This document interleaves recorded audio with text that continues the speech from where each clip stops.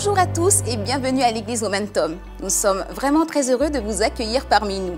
Si ce n'est pas déjà fait, nous vous invitons à vous abonner à notre chaîne YouTube pour que vous puissiez recevoir régulièrement du contenu édifiant pour votre foi.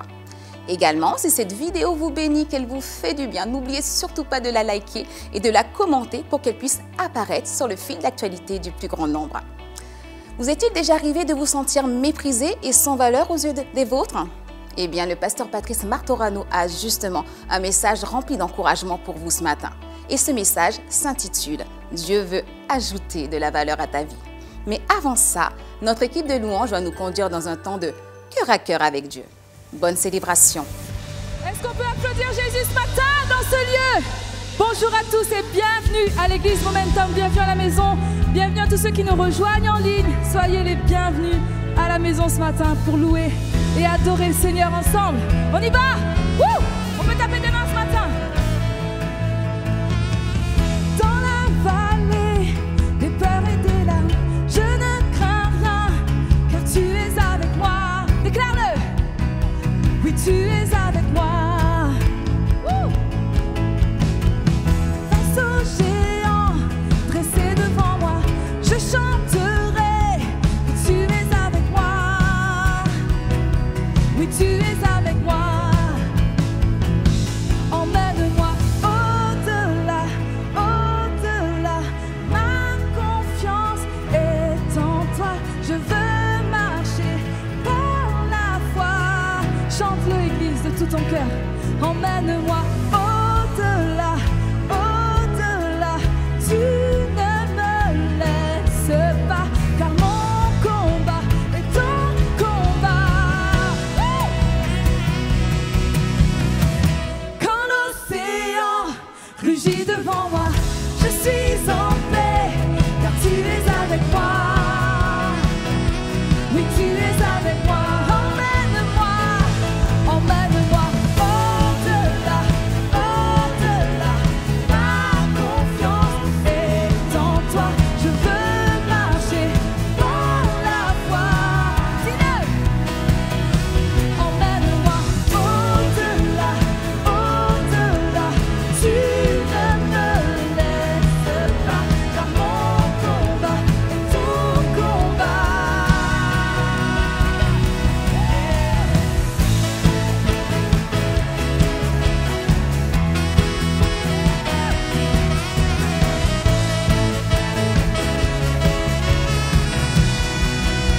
On peut taper des mains ensemble ce matin. Et on va déclarer, je vivrai pour toi, Jésus. Je vivrai pour la gloire d'un seul nom, Jésus. Chante l'Église. À jamais, ma victoire porte un nom, Jésus. Je vivrai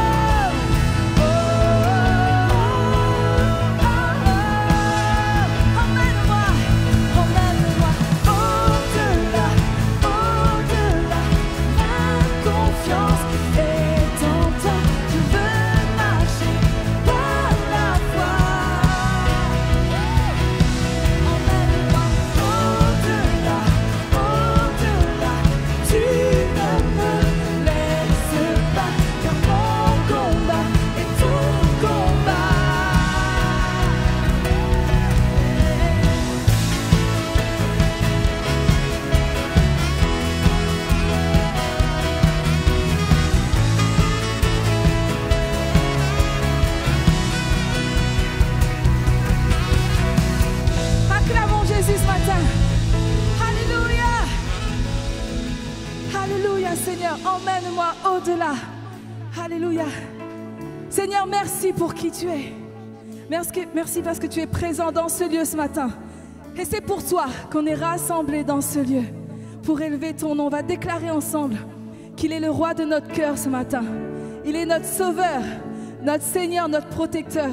Église, ce matin, ne te retiens pas de le louer, car les bénédictions vont découler de ta louange ce matin. Peu importe les circonstances, que tu sois dans la paix, que tu sois fatigué de ta semaine, ne te retiens pas ce matin de louer et adorer ton roi et de lui dire combien il est bon. Derrière ton écran, ne te retiens pas par la maladie, par les souffrances, mais dis combien Dieu est bon ce matin. Proclame-le sur ta vie. Proclame-le sur ta vie, sur ton couple, sur ton foyer, sur tes enfants ce matin. Que le roi de mon cœur soit élevé. Alléluia. Jésus, oh Seigneur, que le roi de mon cœur soit le mont où je me tiens, la source où je vais boire. Oh, il est mon chant. Toi le roi de mon cœur, sois le sauveur de ma vie, l'abri où je me cache.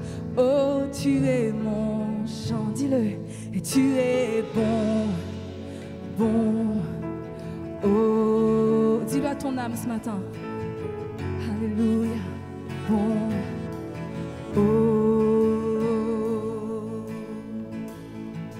que le roi de mon cœur soit mon encre dans les vagues, me souffle dans mes vagues. Oh, il est mon chant. Toi le roi de mon cœur, sois le feu qui brûle en moi, l'écho qui retentit. Oh, il est mon chant. Dis-le, tu es bon.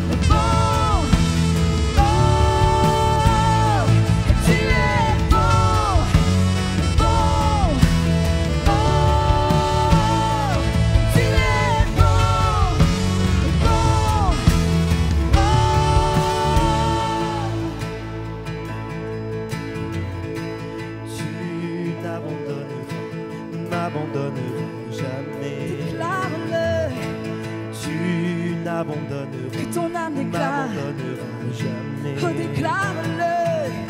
Tu n'abandonneras, ne m'abandonneras jamais. Chante-le, Église. Tu n'abandonneras.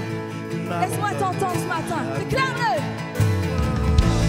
Tu n'abandonneras, n'abandonneras jamais. Tu n'abandonneras, n'abandonneras jamais. Tu n'abandonneras, n'abandonneras jamais. Oh, tu n'abandonneras, n'abandonneras jamais. Tu es bon, bon. Oh,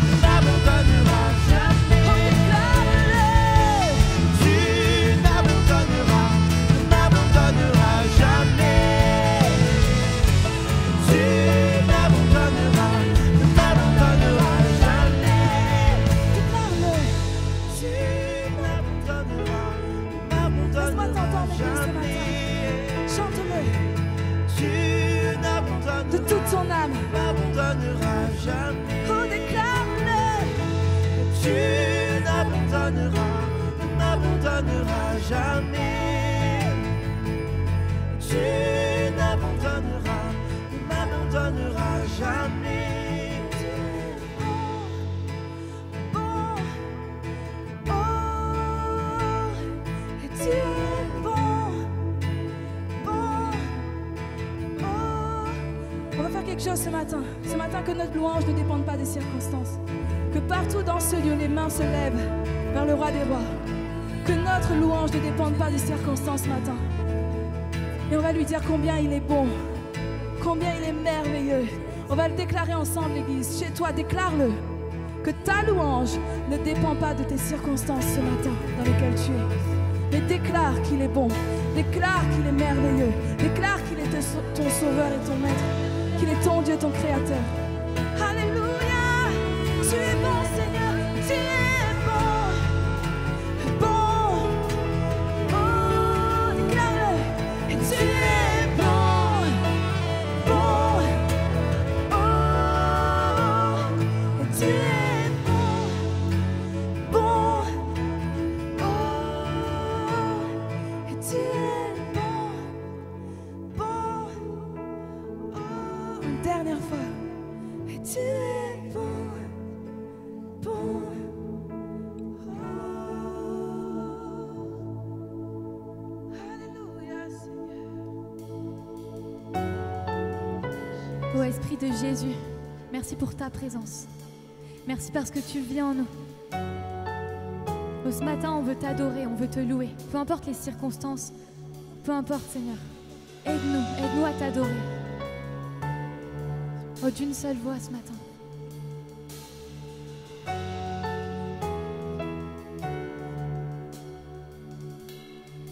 Esprit de Jésus, toi qui vis en nous, bon et fidèle à jamais, promesse infinie, ton ciel dans nos vies, dis la grandeur de ton nom.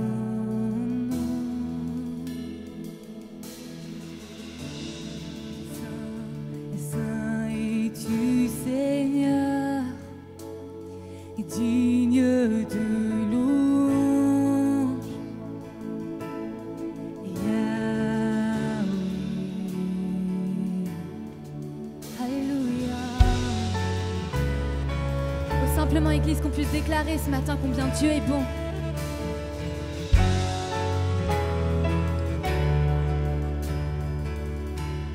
Le cœur émerveillé, je prie ma volonté, tenue par ta grâce infinie. Dis-le, tu m'attires à toi. Tu m'attires à toi, éveille en moi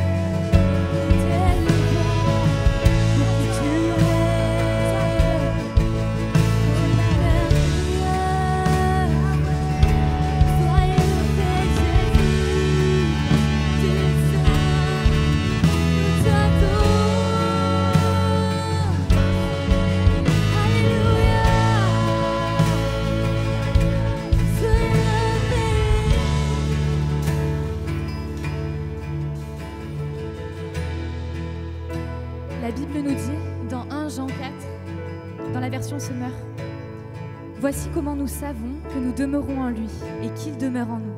C'est par son esprit qu'il nous a donné. Nous l'avons vu de nos yeux et nous en parlons en témoin. Le Père a envoyé son Fils pour être le sauveur du monde. Si quelqu'un reconnaît que Jésus est le Fils de Dieu, Dieu demeure en lui et lui en Dieu. » On va déclarer dans les paroles qui suivent, toi qui es et qui sera. Qu'on puisse s'approprier ces paroles sur la promesse qui a été faite dans la Bible. Alors toi qui es et qui sera, celui qui est dans mon cœur, je veux me tenir sur cette parole et te chanter, et te louer et t'adorer. On le déclare tous ensemble.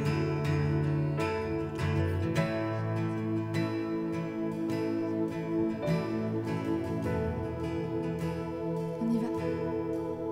Toi qui es, qui sera, celui qui vit dans mon cœur, le Tout-Puissant, Yahweh. Toi qui es, qui sera, celui qui vit dans nos cœurs, le Tout-Puissant,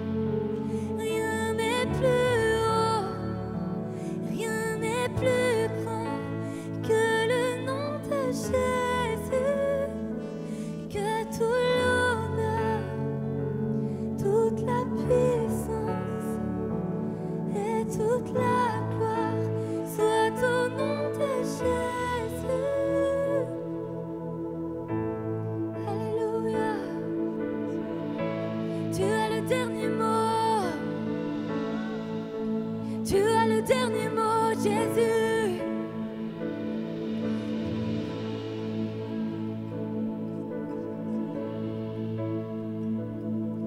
La croix, le dernier mot. La croix, le dernier mot. Et quand vient la douleur dans la nuit sombre, la croix, le dernier mot. La croix, le dernier mot. La croix, le dernier mot. Quand le mal se déchire pour nous combattre, la croix, le dernier mot. Alléluia, tu as le dernier mot, Jésus. Alléluia. La croix a le dernier mot.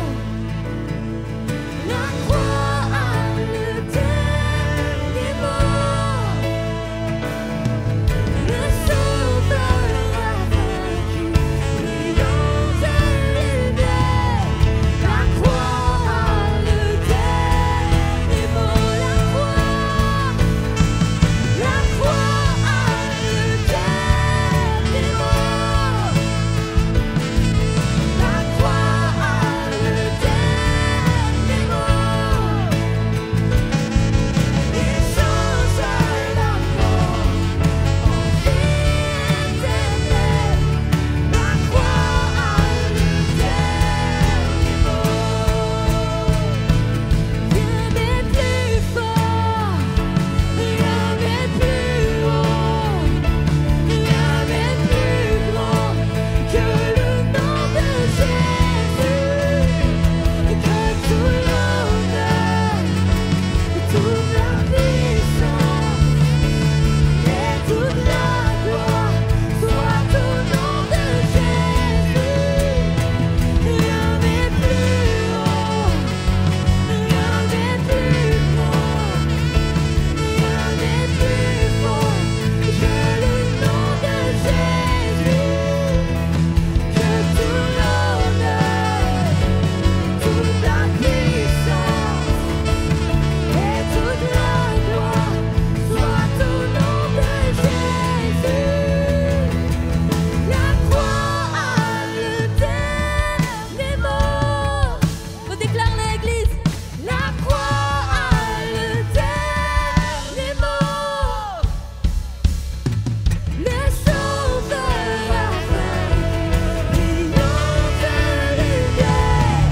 La croix a le dernier mot. La croix a le dernier mot. La croix a le dernier mot.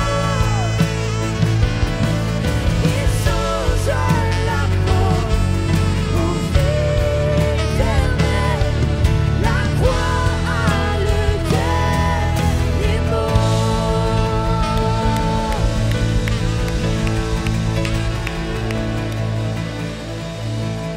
Alléluia. Combien croient ici que la croix a eu le dernier mot? La parole de Dieu nous dit que notre Rédempteur est vivant et qu'il se lèvera le dernier sur cette terre. Ce n'est pas la maladie, ce n'est pas le divorce, ce ne sont pas les guerres, ce ne sont pas les famines, ce ne sont pas les conflits qui vont avoir le dernier mot. Le dernier mot, c'est notre Rédempteur qui va l'avoir, et que tous ceux qui le croient applaudissent bien fort. J'aimerais juste là où on est, est-ce qu'on peut remercier le Seigneur pour ce dernier mot justement? Notre Dieu, notre Roi, nous te remercions nous sommes ici dans ce lieu pour louer et adorer ton Saint-Nom, pour te dire combien nous aimons et apprécions ce que tu as fait pour nous. Merci pour cette croix. Merci pour ton amour qui s'est manifesté sur cette croix où justement tu as eu le dernier mot. Tu as eu le dernier mot sur la mort, sur le péché, sur la maladie, sur nos précarités. Tu as eu le dernier mot sur tout ce qui nous tirait vers le bas. Et tu es celui qui a restauré, ressuscité nos âmes. Tu es celui qui nous a donné la vie abondante, Seigneur. Que ton nom soit loué, que ton nom soit honoré ce matin. Est-ce qu'on peut reprendre avec toute l'équipe comme une déclaration de foi? La croix a le dernier mot. Est-ce qu'on peut le chanter avec foi et conviction?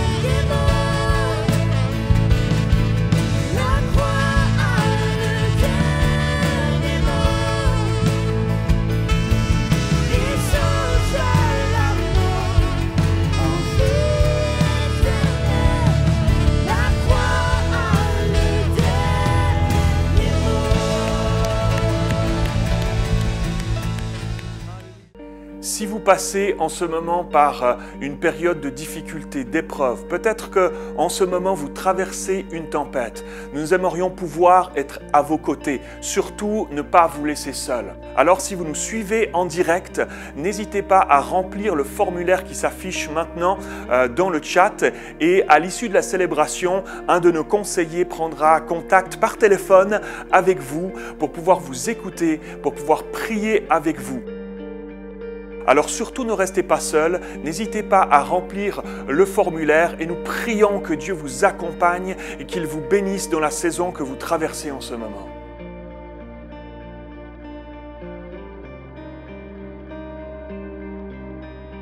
Je vous souhaite à tous la bienvenue dans ce lieu. On est heureux de se retrouver ensemble ce matin. Il y a des visages nouveaux qui sont là, des personnes qui nous visitent pour là ou les premières fois. Est-ce qu'on peut les accueillir chaleureusement?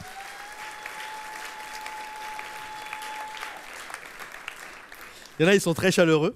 Et également les personnes qui sont sur Internet et qui vont regarder ce culte, que ce soit YouTube, Facebook, EMCI, Top Chrétien. Est-ce qu'on peut les honorer? Soyez les bienvenus. Pensez à liker la vidéo pour qu'elle puisse être partagée et partagez-la également. Je suis heureux ce matin d'être là, d'être avec vous, avec ce chant que je trouve toujours magnifique. La croix a le dernier mot. C'est beau quand même cette pensée. La croix a le dernier mot. Et j'aimerais ce matin apporter un message que j'ai intitulé « Dieu veut ajouter de la valeur à ta vie ». Est-ce que vous croyez que notre Dieu est celui qui veut ajouter de la valeur à notre vie? Et je crois que chacun d'entre nous, moi, vous, chacun ici, nous sommes appelés également. Alors des moments où nous avons un peu plus de difficultés, certes, que Jésus, mais à ajouter de la valeur aux gens, de leur donner de la valeur. Je crois que Jésus allait de lieu en lieu et il donnait et il ajoutait de la valeur aux gens qu'il croisait. Il guérissait les malades, il purifiait les lépreux, il délivrait les captifs, il guérissait les cœurs brisés, il pardonnait les pécheurs. Vous avez le droit de dire amen n'importe quand, hein. Il est celui qui a ajouté de la valeur. Il a donné un avenir à ceux qui n'en avaient pas, des projets d'espérance à ceux qui n'avaient plus d'espoir. Et je crois vraiment que ça, c'est le cœur de Dieu, ajouter de la valeur aux gens. Je me souviens quand j'étais tout jeune chrétien avec mon épouse, jeune marié, et j'assistais à une réunion de jeunesse comme il y a eu hier soir. Et puis, c'était sur le service. Et à la fin, j'ai discuté avec le prédicateur. Et puis, comment je pourrais faire? Je veux servir Dieu. Alors, je ne savais absolument pas dans quoi je le servirais un jour, mais il y avait ce désir dans mon cœur de servir Dieu. Et là, il me donne une idée. Il me dit, écoute, tu n'as qu'à prendre ton agenda et regarder partout où tu travailles. J'avais mon job dans le séculier. Il dit, regarde, c'est peut-être à 2 heures de dispo le lundi, peut-être une demi-journée, un autre moment de la semaine, peut-être une autre journée. Et il me dit, rassemble toutes les heures et tous les moments que tu as disponibles et donne ton agenda à ton leader. Et donc, moi, je fais ça, je fais le job et ça faisait quand même pas mal d'heures au total. Et moi, tout content, je vais voir mon leader, je lui donne cet agenda. Et là, dans ma tête, je me dis, waouh, franchement, moi, je me mettais à sa place, je me dis, il va vraiment être content de ça, de quelqu'un qui veut servir et qui est prêt à donner des heures et des heures comme ça. Et là, lorsque je lui donne ça, il regarde mon agenda, et puis je lui explique, je dis, voilà, moi j'aimerais peu importe que ça soit dans l'entretien du bâtiment, le ménage, les enfants, peu importe, qu'est-ce qu'il y a à faire, j'aimerais vraiment servir, j'aimerais vraiment aider. Et là, il me regarde comme ça, et puis je vois que dans son regard, c'est comme... il ne croit pas trop en moi. Tu veux servir, mais je sens dans son regard que, à ses yeux, il n'y croit pas. J'ai pas beaucoup de valeur. Mais ça, des moments, c'est un sentiment que tu as. Donc, tu ne sais pas si ton sentiment, il est vrai ou faux, parce que c'est juste un sentiment. Et le temps passe et il ne me contacte jamais. Donc, à un moment donné, je retourne le voir. Je dis, alors, vous avez réfléchi ouais, j'ai réfléchi. Il me dit, range les chaises. Et comme ça, j'ai rangé les chaises à l'église pendant quasiment pas loin de 2 ans. Des gens riaient de moi. On m'appelait l'homme qui avait le ministère de la chaise. Et vraiment, tous les jours, chaque réunion, je ratais jamais une réunion et je rangeais tout le temps toutes les chaises. Et j'étais là, je voulais servir et qu'est-ce qu'il y a à faire? Mais je voyais qu'il ne croyait pas trop en moi. Et puis un jour, avec mon épouse, on prie, puis le Seigneur nous a vraiment nous conduit pour partir et faire une école biblique au Canada. Et donc je vais le voir parce qu'il fallait l'accord du pasteur, il fallait une lettre de motivation du pasteur. Donc je vais le voir et puis il me regarde comme ça et je lui dis voilà, avec mon épouse, on aimerait partir à l'école biblique. Et là il me regarde, il me dit tu veux pas être pasteur au moins? Et là, au moins, on est d'accord que ça picote un peu. Hein.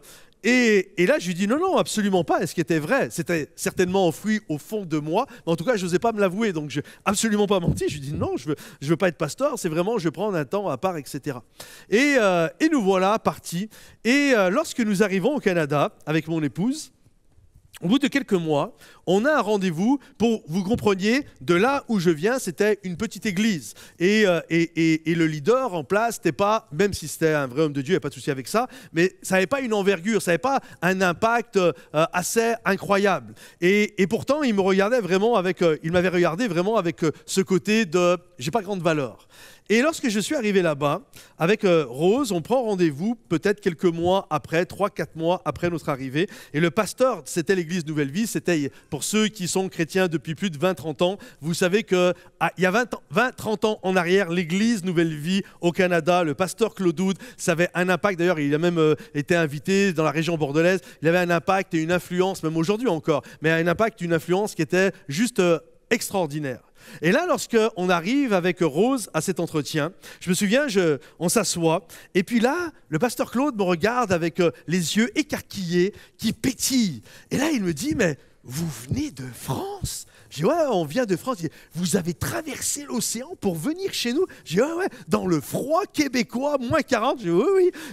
Et là, il glisse comme un enfant. Je me souviendrai tout le temps. C'était pas style, il nous regardait comme ça avec condescendance parce qu'il avait une influence dans toute la francophonie. Non, il nous regardait comme un enfant. Et je me souviens même du truc, ça m'avait choqué à ce moment-là. Il a glissé sous la chaise. Vous savez, comme un enfant, quand il est content, hop, il glisse comme ça. Il avait les coudes comme ça sur le bureau et les yeux qui pétillaient. Et il dit, mais expliquez-moi, comment ça s'est passé? Vous arrivez avec une petite fille, mais dites-moi ça, on n'a jamais vu ça. Et là, on lui parlait, on lui racontait notre témoignage, comment Dieu nous avait parlé. Et là, il était là, waouh, mais c'est magnifique, c'est extraordinaire. Et à la fin de l'entretien, je me souviens, il nous regarde avec Rose, il dit, vraiment, pour moi, là, vous êtes des héros de la foi.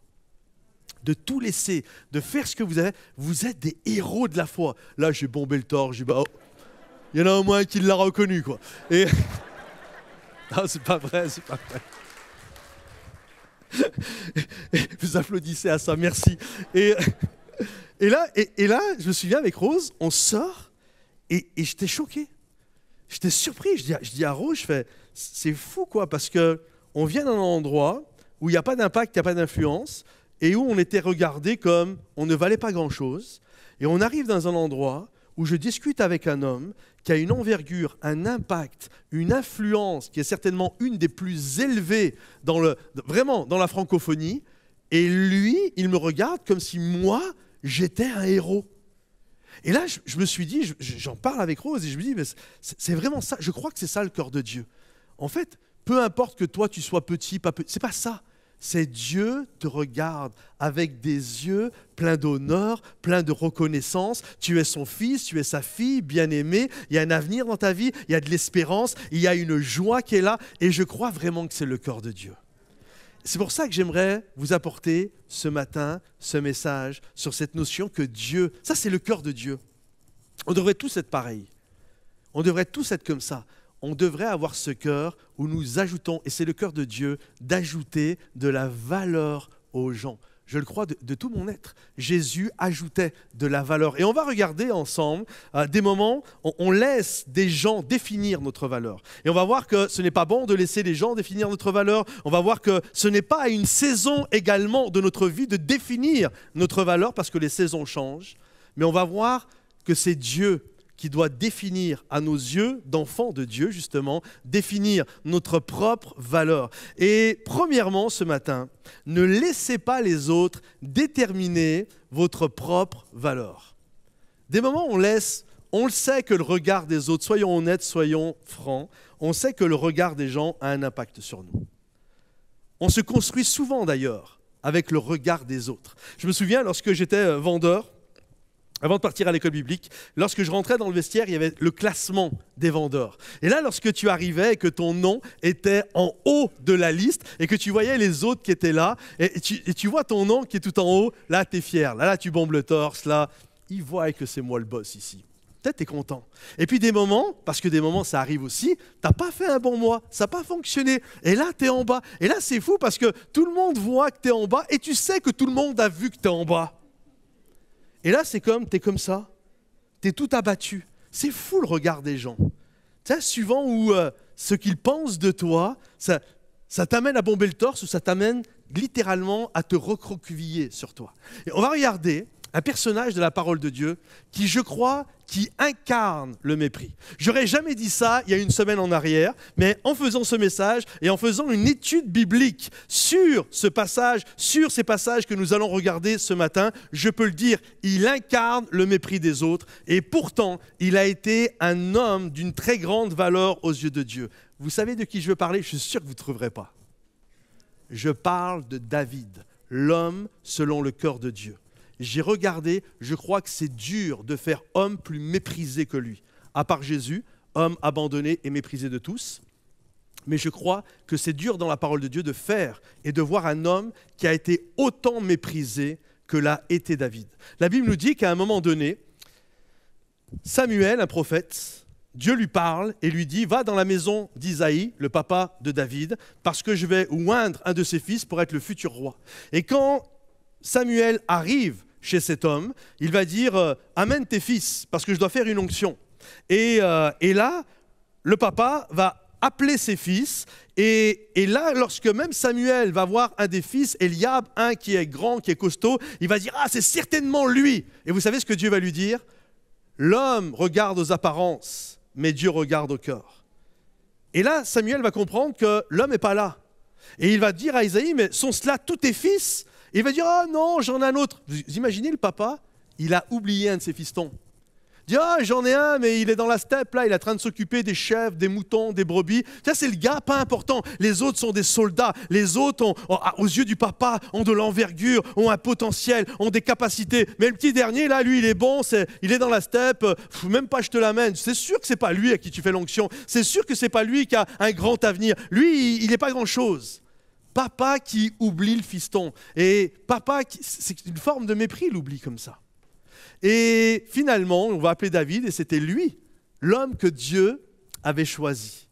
Le temps va passer, David va continuer de s'occuper de ses moutons, et puis là, il va y avoir une guerre entre les Israéliens et les Philistins. Et vous connaissez certainement, même ceux qui ne sont pas familiers avec la parole de Dieu, d'un géant qui s'appelle Goliath. Et là, il terrorisait tous les frères de David, tous les soldats de l'armée d'Israël. Et le papa de David lui a dit, écoute, tes frères sont sur le front, apporte-leur ce panier de victuailles, apporte-leur ce panier de nourriture. Et là, David s'exécute, il obéit à son papa et il va sur le champ de bataille au front. Et là, il voit son frère, il donne le panier, puis il voit que ça bouge, il voit ce Goliath, il voit ce qui prend place. Et la Bible nous dit que voilà, David, il s'intéresse, il va discuter avec quelqu'un, il va discuter avec un soldat. Et qu'est-ce qui se passe? Et lorsque son frère Eliab, le grand, celui qui a du prestige, etc., lorsqu'il le voit, Eliab va vraiment mépriser David. Regardez ce qu'il est dit. Lorsque Eliab entendit son frère David discuter avec les soldats, il se mit en colère contre lui et lui dit, « Que viens-tu faire ici? À qui as-tu laissé nos quelques moutons dans la steppe? Je te connais bien moi là, je te connais bien moi, petit prétentieux. Je sais quelles mauvaises intentions tu as dans ton cœur. Tu n'es venu que pour voir la bataille. » David lui répondit, « Mais qu'est-ce que j'ai fait de mal ? Est-ce que je n'ai plus le droit de parler maintenant ?» Vous imaginez, pour que David arrive à dire dans sa vie, « J'ai même plus le droit de parler. C'est bon, je peux toujours parler quand même ? J'ai même plus le droit de parler maintenant. » Puis il tourna le dos à son frère. En fait, on voit que David se fait rabaisser par son frère. Vraiment, c'est rabaissé par son frère. Mais ce qui est intéressant, c'est que si son frère le méprise, David, c'est intéressant de voir son cœur. Il ne méprise pas son frère. Il ne donne aucune valeur à l'attaque qu'il subit, mais il ne méprise pas son frère. Il lui dit, mais pourquoi tu me dis ça? Il ne lui dit pas, mais t'es qui toi? Contrairement à ce que lui a vécu. Mais il lui fait comprendre que ce qu'il dit n'est pas correct. Les paroles qui sortent ne sont pas correctes. Et c'est terrible. Le papa l'oublie, il y a un mépris. Son grand frère, on parle d'exemple de la famille. C'est avec eux que tu te construis quand même. Ton papa, il ne fait pas gaffe à toi. Ton frère qui est comme un grand exemple. Moi, je suis un grand frère. Je sais que je suis un exemple pour mon petit frère. Et il y a vraiment cette notion. Et là, celui qui devrait servir d'exemple, avec qui il se construit, il le traite comme un moins que rien. Mais David n'en tient pas rigueur, et il est là, il dit, c'est pas grave, moi je veux aller combattre, et là il voit que tout le monde a peur, et David croit qu'avec Dieu il peut accomplir des exploits, donc il va aller voir son patron, il va aller voir son boss, il va aller voir son leader, il va aller voir son roi, en lui disant, moi là, je suis prêt à relever le défi, Goliath est tous en train de vous dire qui veut venir se combattre contre moi, tout le monde a peur, mais moi je crois vraiment que Dieu est capable de faire quelque chose, moi j'aimerais bien y aller, et là tu te dis, normalement Saül va lui dire, waouh, c'est fou quoi, t'es jeune et t'as pas peur et tu crois que Dieu est capable, vraiment, tu es un héros de la foi pour moi, tu fais vraiment des choses, c'est vraiment beau comme la pensée, le cœur que tu as. Nous on a tous peur, même moi qui suis le leader, on a tous les chocottes, mais toi vraiment t'es un super gars. Vous croyez vraiment qu'il a dit ça? Regardez ce que Saül, son leader, va lui dire. Saül lui répondit, tu ne peux pas aller lutter contre ce Philistin, tu n'es qu'un gamin. T'es trop petit. T'es juste un... T'es pas grand, t'as pas de carrure, t'as pas d'envergure, t'as pas de capacité. Mais t'es qui, toi? T'es qu'un gamin. Goliath, c'est un homme de guerre. C'est un homme. Toi, t'es un enfant. Goliath, il est grand. Toi, t'es petit. Goliath, et depuis sa jeunesse, il s'entraîne. Toi, non. Tu n'es qu'un gamin. Heureusement, David n'a pas fait fi de ce qu'on lui a dit, malgré les mépris encore qu'il est en train de subir, mais il décide d'y aller. Et là, alors qu'il va pour aller se battre contre Goliath, non pas avec un bouclier, non pas avec un glaive, mais il y va avec la force que Dieu lui dit. Il le regarde, il commence à courir. Et là, tu te dis, waouh, certainement Goliath, quand il l'a vu, il a dû se dire, oh là là là là là là, il y en a un qui vient en courant, vraiment, il n'a pas peur. Vraiment, ça doit être quelqu'un qui est sûr de sa force. Regardez ce que Goliath va dire. C'est fou. Goliath l'examina, donc quand il est en train de courir, il est dit, l'examina, et lorsqu'il le vit devant lui, il le regarda avec mépris. C'est-à-dire qu'en fait, David est méprisé par tout le monde. Et c'est l'histoire de David. Méprisé du papa, méprisé de son frère, méprisé de son leader, méprisé de son adversaire. Plus tard, il sera méprisé de sa femme Mika. Si vous connaissez le passage, il danse devant l'Éternel. La Bible nous dit que Mika, sa femme, l'a regardé avec mépris. Plus tard, il sera encore méprisé par son fils Absalom, qu'il le trouve indigne et incapable de diriger les affaires du royaume. Il a été, si tu veux savoir la définition du méprisé, c'est David. Méprisé de tous les côtés, femme, enfant, papa, frère, adversaire, leader, tout le monde le méprise. Mais David garde son cœur. Certainement, mais t'es trop jeune, t'es trop vieux, t'es trop blanc, t'es trop noir, t'as trop d'argent, t'es trop pauvre, t'es trop ceci, t'es trop cela. Mais David, malgré tout ce qu'on lui disait, il savait, il avait un corps pour Dieu. Et pour lui, ce qui était important, c'est pas ce que les gens pensent et disent de lui. Pour lui, ce qui était important, c'est ce que Dieu pense de lui. Et il ne laisse pas les autres définir sa valeur. Il laisse Dieu définir sa valeur. J'ai mis dans la poche, j'ai pris 2 pièces. Une pièce de 50 centimes et une pièce d'1 euro. Tiens, toi qui es devant moi. Si je te dis, choisis une des 2 pièces, tu prends laquelle? Tu prends 1 euro. Pourquoi? Parce qu'elle a 2 fois plus de valeur. Pourtant, humainement, quand tu regardes, la pièce de 50 centimes, elle est plus grande. Elle a plus de doré. Donc, logiquement, tu devrais prendre celle-là.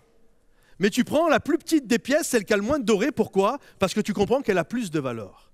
Et c'est exactement pareil. Nous, des moments, on se dit, je ne suis pas assez grand, j'ai pas assez, je brille pas assez, je n'ai pas assez d'envergure. J'aimerais te dire, au-delà de ta jeunesse, au-delà de ta richesse, au-delà de ton envergure, au-delà de ton quotient intellectuel, ce qui est important, ce n'est pas ça. Ce qui est important, c'est la valeur que Dieu a déclarée et décrétée sur ta vie. C'est ça qui est important. C'est ça. Et même si pour les gens, tu n'es pas assez grand, c'est pas la grandeur. Peu importe ta taille, peu importe ta grosseur, peu importe ta minceur, peu importe la couleur de tes cheveux, c'est pas ça. Le pasteur Martin Luther King disait ceci. Je rêve d'un monde où on ne mesurera pas, on ne donnera pas sa valeur à mes enfants en fonction de la couleur de la peau qu'ils ont, mais en fonction de la valeur de leur caractère. Comprenez-vous, c'est ça qui est important. Et peu importe ce que les gens déclarent, ce qui est important, c'est ce que Dieu déclare sur ta vie. Alors si tu as été blessé, si tu penses que tu es nul, à cause des hommes et des femmes qui t'ont méprisé, qui t'ont rabaissé, j'aimerais te dire, ce n'est pas eux qui font ta valeur. Celui qui fait ta valeur, c'est Jésus. C'est ça le plus important. Deuxièmement, comprenons ceci, c'est que ta valeur n'est pas liée à la saison que tu es en train de vivre. Parfois, on traverse des saisons dans nos vies qui sont top. C'est vrai, hein? Ça roule, ça marche, bonne santé, le boulot, ça marche, la carrière, ça marche, les enfants, ça marche, sentimentalement, ça marche, tout va bien.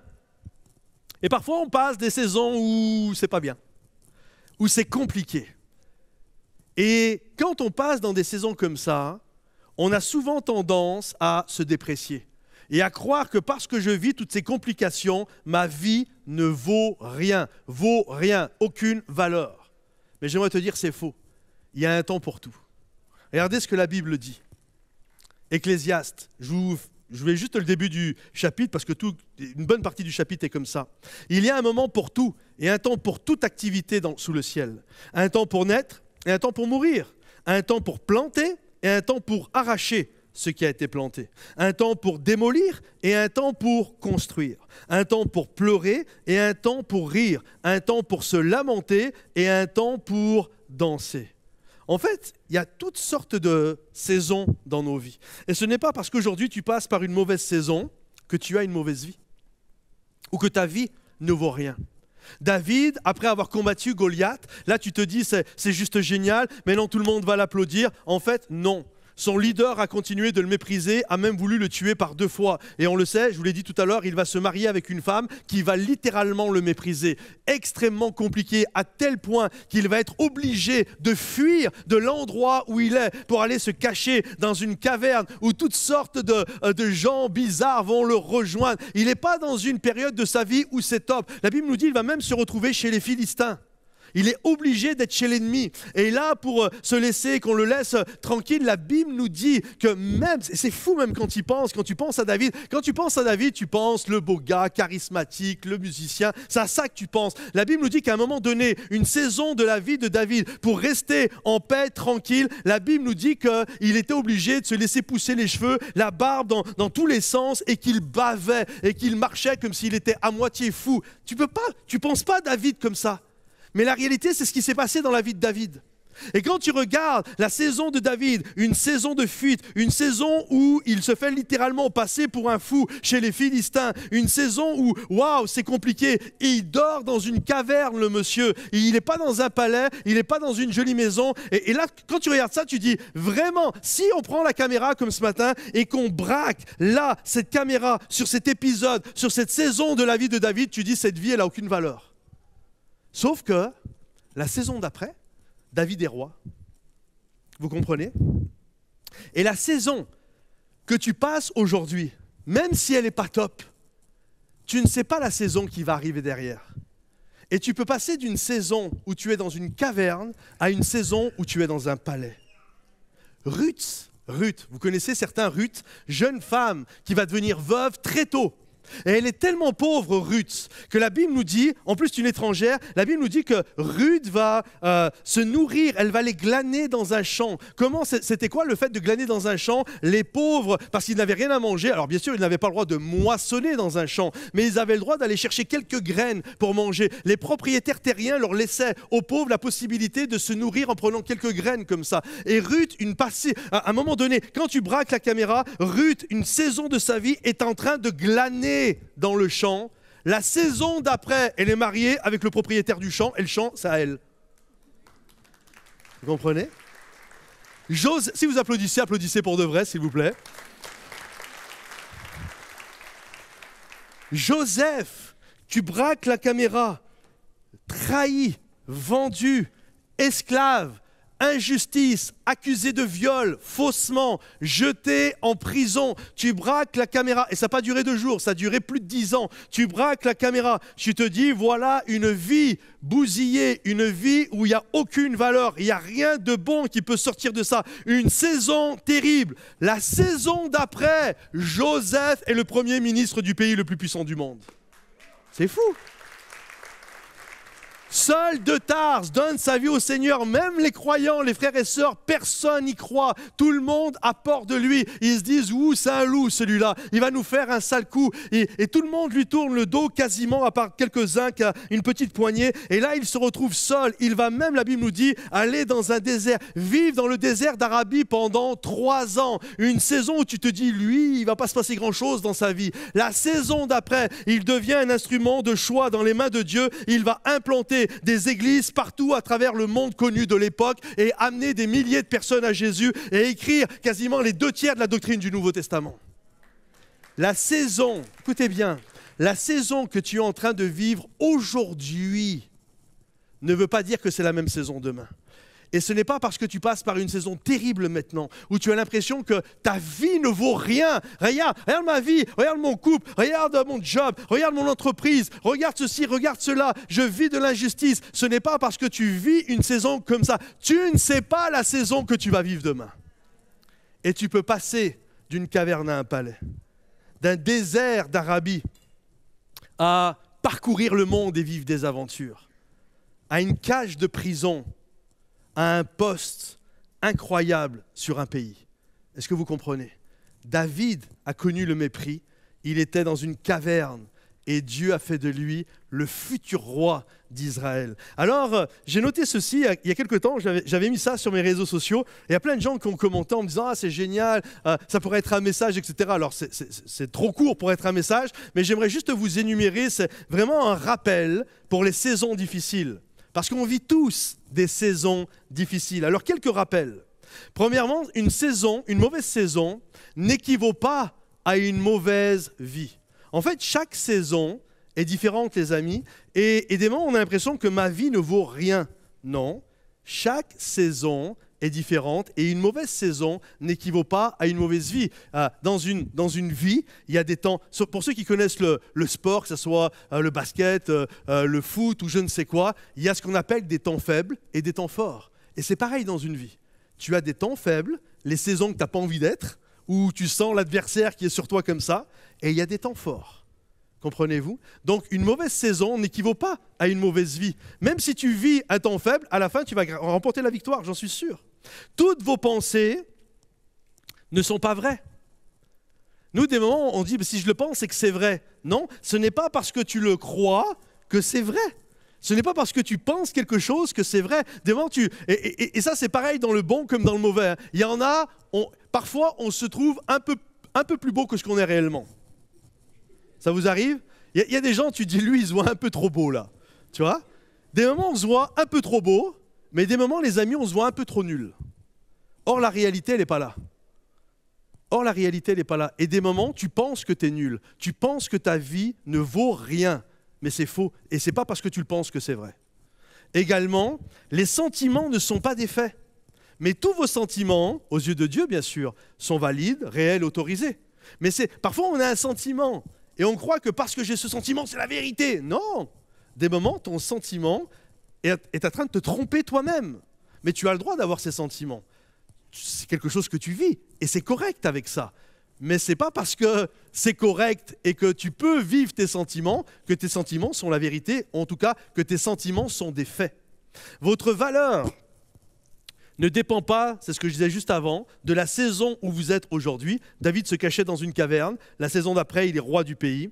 Et un de mes points préférés est celui-ci, rien ne reste pareil, tout finira par finir.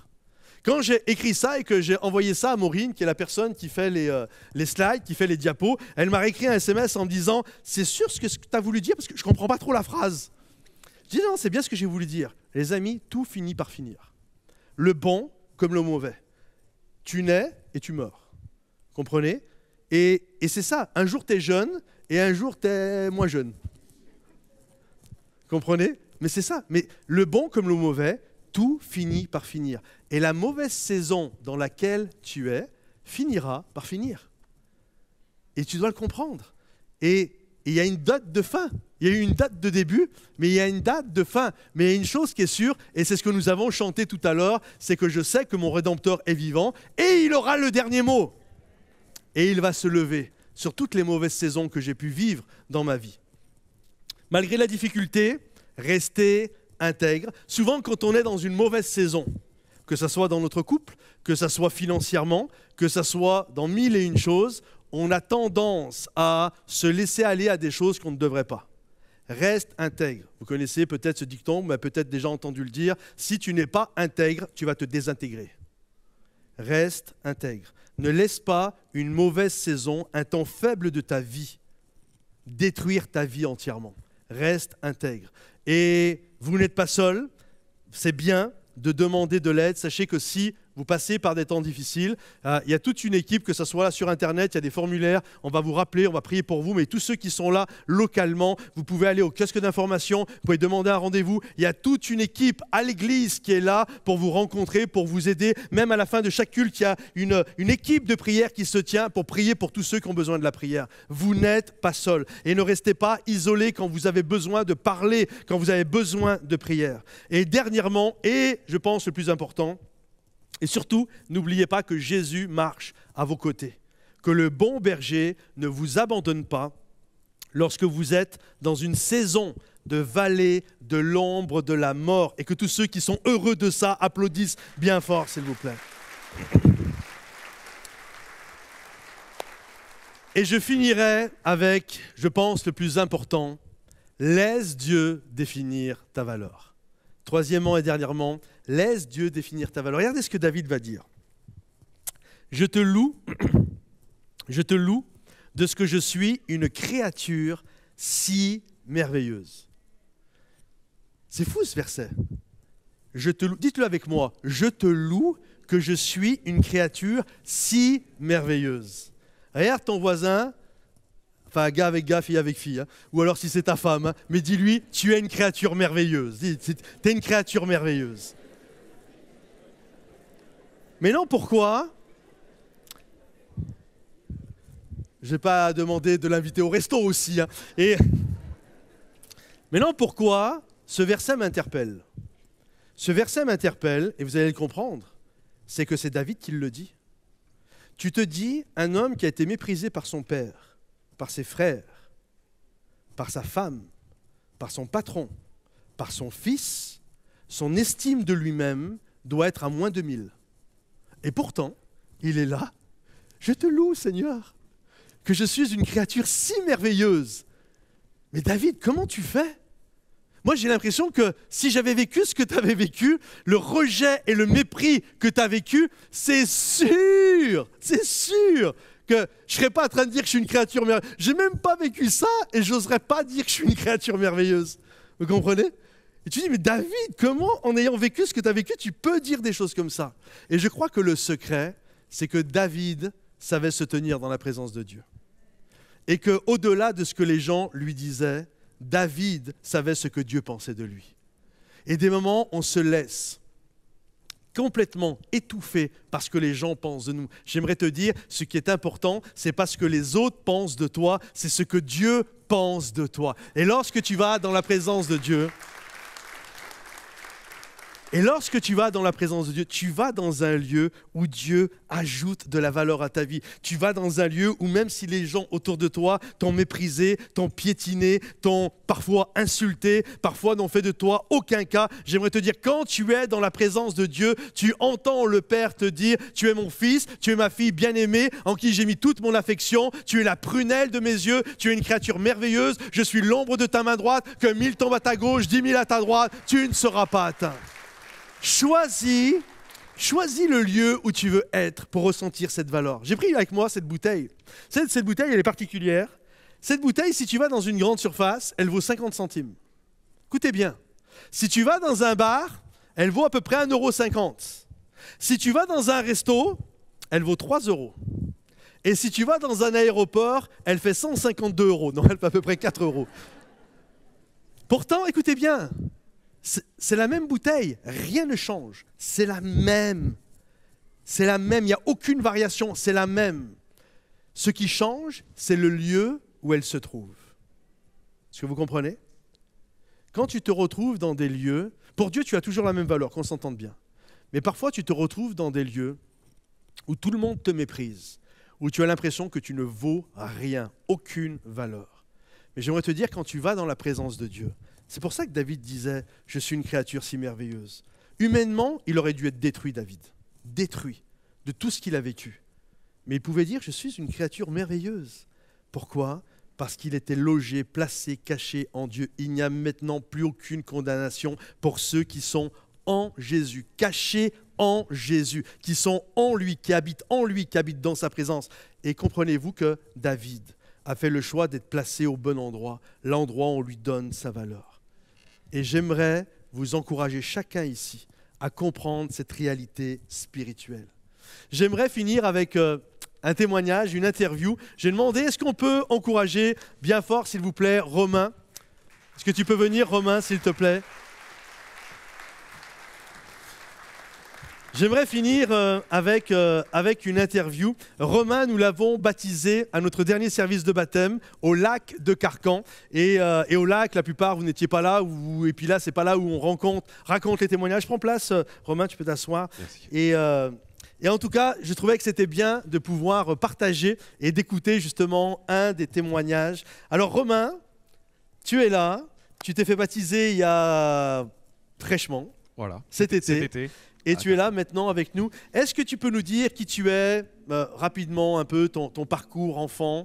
Bien sûr. Alors bon, Romain, voilà, 31 maintenant. J'ai eu la bénédiction de naître et d'être élevé dans une famille chrétienne.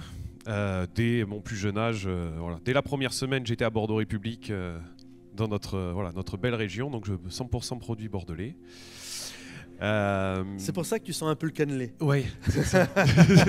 Bah, je me réveille d'ailleurs, tous les matins j'en prends un. Donc voilà, grandi ici, dans une famille aimante, beaucoup d'amour, beaucoup de valeurs chrétiennes. tout allait bien. Tout allait bien, école du dimanche, les moniteurs, Voilà, c'est ça. papa, Que- maman qui te donnent les bonnes valeurs. Tout à fait. Beaucoup de... Bien entouré. À chaque fois qu'il y avait un problème, il n'y avait pas de problème. Jésus était là. Dieu nous accompagnait. C'était voilà, c'était top. génial. Mais j'imagine, comme tout le monde, à un moment donné, tu as dû quand même avoir des problèmes. Rencontrer sûr. quelques soucis dans ta vie. Bien sûr, sinon on ne serait pas là. Donc effectivement, mais moi mon problème ça a été justement avec toute cette gentillesse, cet amour, ça a été ma scolarité. Dès que je suis rentré à l'école, c'est allé crescendo avec l'âge, mais j'ai été exposé à une violence extrême. Violence envers surtout ma personne. Donc bon, en maternelle, voilà, c'est des petits bobos. Après, en primaire, ça a accentué, puis au collège, voilà, jusqu'à me faire racketter, me faire taper quotidiennement. Et effectivement, Parce que toi, tu étais, j'imagine, avec tes valeurs chrétiennes. c'est ça. On te frappe sur la joue droite, tu tends la joue je tends, gauche. je tends l'autre.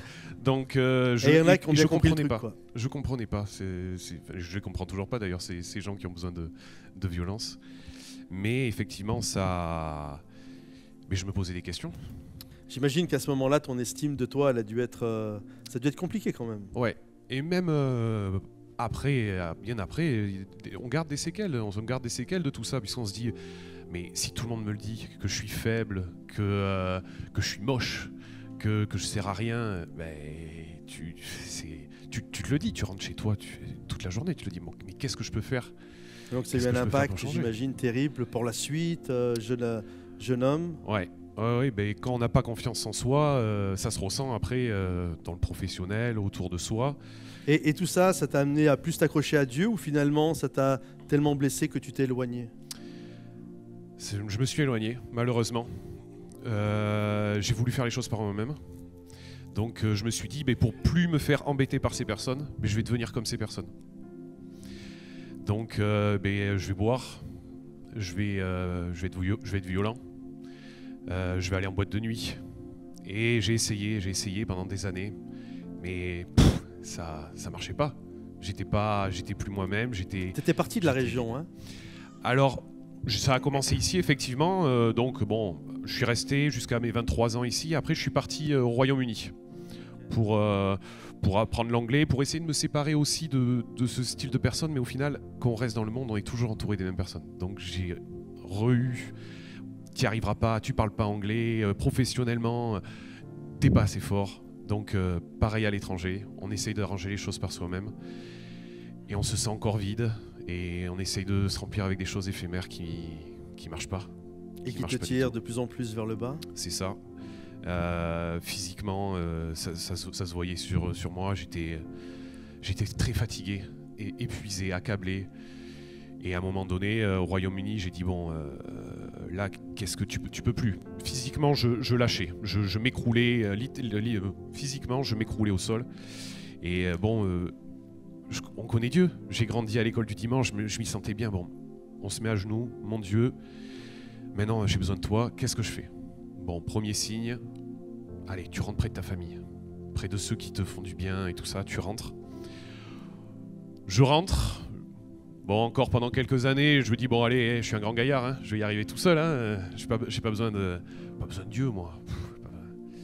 Et puis, bon, c'est pareil. Hein. Ça a toujours pas marché.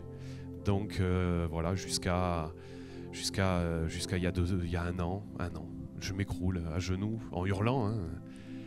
Seigneur, je suis vide, je suis lourd, et j'y arrive pas, j'y arrive plus. J'y arrive pas, j'ai besoin de toi pour me redresser. Et là, ben, je reviens à l'église, à Momentum en janvier. Après cette période Covid. Et là, c'est voilà, tout ce que j'avais besoin. Tout ce que j'avais besoin, je me sentis rempli, revigoré. Comme je te le disais, j'avais l'impression que ma vie, c'était une chute sans fin, avec rien à quoi je pouvais me raccrocher. J'ai tout essayé. Et là, quand j'ai crié à Dieu, j'ai levé ma main, il était là. Allez. Et il m'a soulevé et... Voilà, maintenant je suis parmi vous, en paix.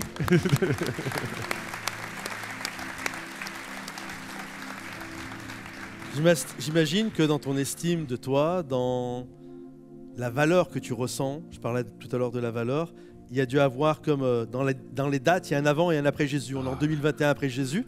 Mais pour chacun, on a un calendrier. Hein. Il y a avant et après Jésus. Je suis un nouveau-né. T'es un nouveau-né. Ouais, ça fait même pas un an que tu t'es tourné vers le Seigneur. Et il y a un avant et un après. Ah ouais. La paix, comme tu disais, dans les saisons, il y en aura toujours. Des difficiles, des moins difficiles, des beaucoup plus confortables.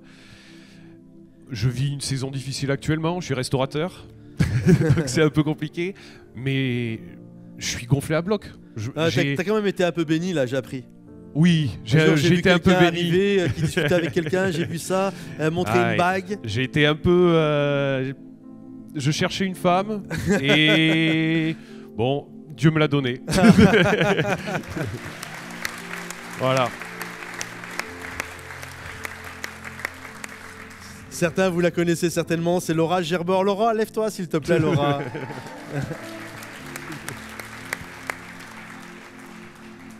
J'imagine que pour tes parents, ta famille, ça a dû être aussi quelque chose de beau.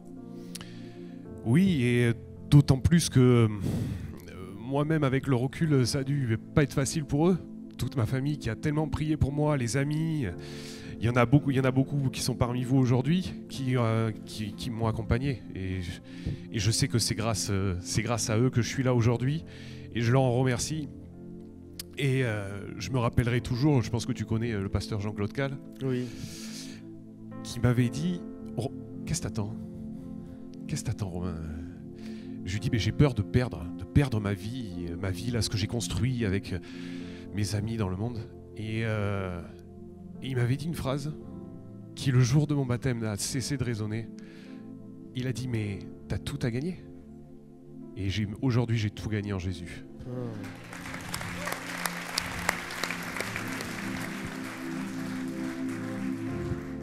C'est tellement bon de savoir qu'au-delà de la valeur que nous donnent les gens, parfois elle est bonne quand même, mais au-delà de tout ce que les gens peuvent dire, penser de nous, ce qui est important, c'est ce que Dieu dit de nous.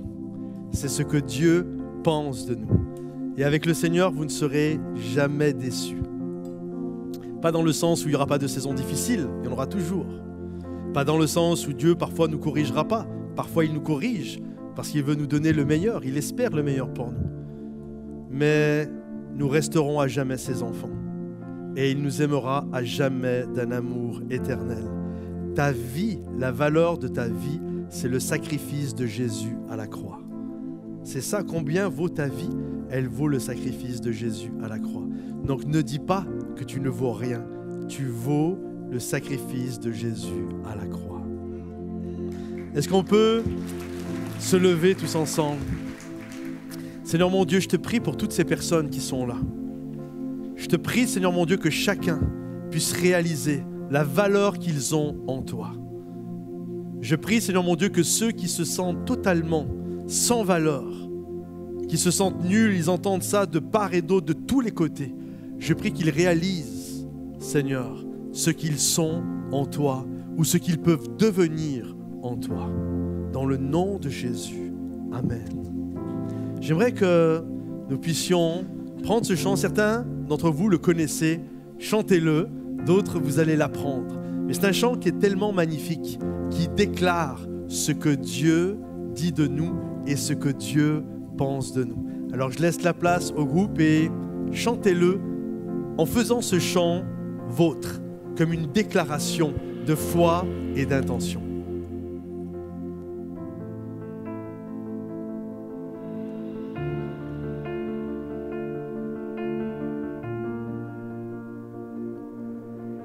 Des voix dans ma tête ne cessent de me dire que je ne suis rien.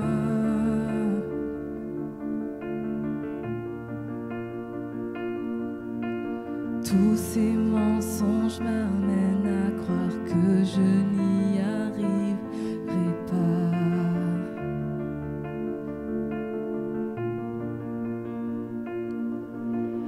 Ma vie ne se résume tel qu'à des moments de haut, de bas.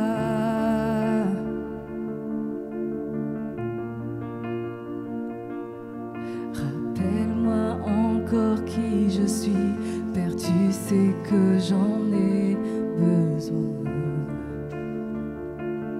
Oh, tu dis que tu m'aimes quand je ne ressens rien. Tu dis que je suis fort, même quand je me sens faible. Tu dis que tu me tiens, même si je crois tomber.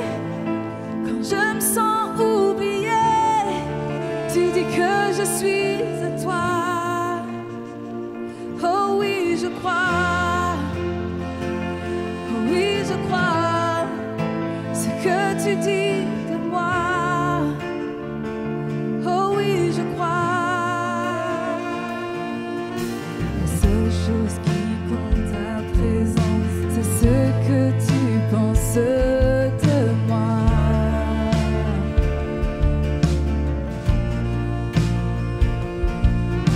En toi j'ai trouvé ma valeur, en toi est mon identité. Oh, et tu dis que tu m'aimes quand je ne ressens rien.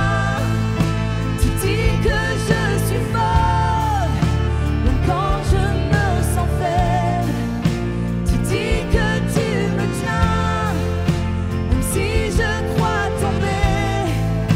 Quand je me sens oubliée, tu dis que je suis à toi.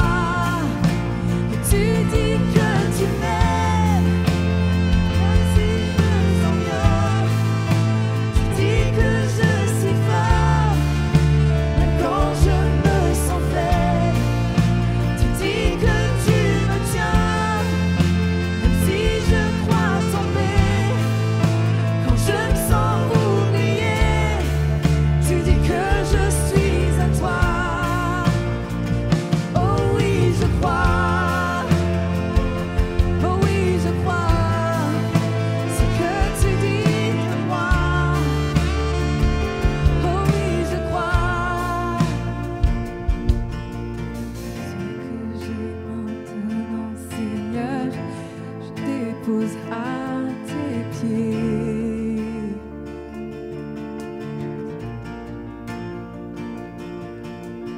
À toi soient tous mes échecs, à toi soient toutes mes victoires. Oh, tu dis que tu m'aimes quand je ne ressens rien. Tu dis que je suis fort, mais si je crois tomber. Tu dis que tu me tiens, même si je crois tomber. Quand je me sens oubliée, tu dis que je suis à toi. Tu dis que tu m'aimes, mais je ne ressens rien. Tu dis que je suis fort, même quand je me sens faible. Tu dis que tu me tiens, même si je crois tomber. Quand je me sens oubliée, tu dis que je suis à toi. Dis-le ce matin. Oh oui, je crois. Oh oui, je crois ce que tu dis de moi. Oh oui, proclame-le. Oh oui, je crois. Oh oui, je crois. Oh oui, je crois ce que tu dis de moi. Oh oui, je crois encore une fois. Oh oui, je crois. Oh oui, je crois ce que tu dis de moi. Oh oui, je crois. Encore une fois, déclare-le. Oh oui, je crois, Jésus. Oh oui, je crois ce que tu dis de moi. Oh oui, je crois. Alléluia. Seigneur notre Dieu, je te prie pour chaque homme, chaque femme dans ce lieu. Je prie, Seigneur mon Dieu, nous voulons faire taire les voix de l'ennemi, les voix également parfois de gens qui ont été autour de nous, et qui nous ont méprisés et rabaissés. Tout comme David, sans mépriser son frère, il n'a donné aucune valeur à ses propos. Seigneur mon Dieu, je prie que ce matin des victoires soient prises, afin que des hommes et des femmes qui ont été enchaînés par des paroles de mort, je prie ce matin que des chaînes explosent et que des hommes et des femmes déclarent: je ne laisserai pas ces paroles de mort déclarer qui je suis, mais aujourd'hui je suis un fils et une fille de Dieu et je déclare ce que Dieu dit de moi. Et ce que Dieu dit de moi, c'est que je suis son fils, sa fille, bien-aimée, en qui il a mis toute son affection. Ce que Dieu dit de moi, c'est que je suis une perle de grand prix. Ce que Dieu dit de moi, c'est que je suis la prunelle de ses yeux. Seigneur mon Dieu, c'est en tes paroles que je veux croire. C'est ta parole que je veux croire. Cette parole qui est créatrice. Cette parole qui me restaure. Cette parole qui me relève. Et cette parole qui me donne la force d'aller de l'avant. Dans le nom de Jésus, Père, je t'ai prié et que tous ceux qui croient en la parole de Dieu disent Amen et Amen et acclament notre Père Céleste. Alléluia. Tu as de la valeur et Dieu ajoute de la valeur à ta vie. Il te donne de l'espérance quand tu n'as plus d'espérance. Il te donne des projets quand tu n'as plus de projets. Ses bontés envers toi se renouvellent chaque matin. Il t'appelle par ton nom. Il t'a racheté à un grand prix. Même si tu passes par les eaux, elles ne te submergeront point. Dieu marche à tes côtés.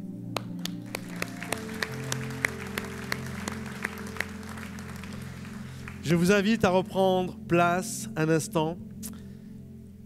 Nous allons prendre un moment pour prier.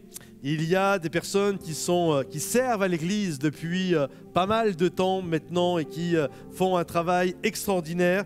Et plusieurs d'entre eux ont déjà été enregistrés dans le cursus pastoral auprès de la région Aquitaine dans notre mouvement. Et j'aimerais prendre un instant pour prier pour eux avec vous. Et pour prier, j'ai invité mon épouse Rose, si tu peux venir. C'est maman pasteur. J'aimerais qu'on puisse prier. Alors venez s'il vous plaît. Il y a quatre couples, hein, certainement bientôt, j'imagine. Mais on va prier pour eux. Et dans notre prière, j'aimerais qu'on ajoute de la valeur à leur vie. D'accord ? Parce que je crois qu'ils font un travail extraordinaire et je le sais qu'eux ajoutent de la valeur à vos vies ou à la vie de vos enfants, suivant où ils travaillent. Et j'aimerais qu'on puisse prier pour eux. Vraiment, Rose, je vais demander de prier. Il y a la famille Kwamela qui est là, qui fait un travail extraordinaire avec les ados. La famille O'Haro, louange, enfance. Jean-Baptiste également, au niveau de la jeunesse. Et puis la famille Lebronec, toute la coordination, enfin, plein de travail, Nat, font un travail extraordinaire. Est-ce qu'on peut tous se lever à notre place? Et j'aimerais qu'on puisse étendre nos mains vers eux et vraiment les bénir et vraiment demander à Dieu qu'il les protège et que le Seigneur multiplie les dons et les talents que Dieu leur a donnés. Rose, je te laisse prier. Amen. C'est vrai, Jésus, on veut te remercier, mon Dieu, pour la moisson qui se lève. Mon Dieu, merci d'envoyer tes ouvriers ce matin. Seigneur, je te prie pour chacun d'entre eux. Tu connais leur cœur, tu connais leur service. Seigneur, mon Dieu, tu vois ce que tu as déposé sur leur cœur. Alors, je te prie ce matin, Seigneur, Saint-Esprit, de venir les accompagner dans tout ce qu'ils vont accomplir.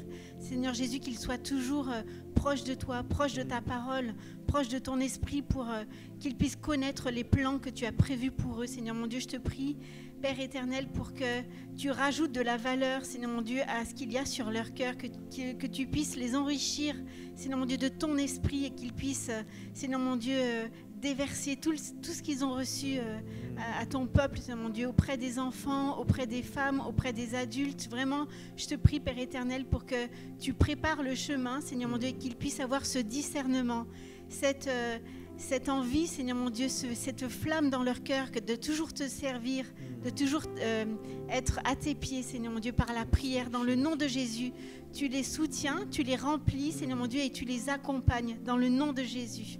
Amen. Amen.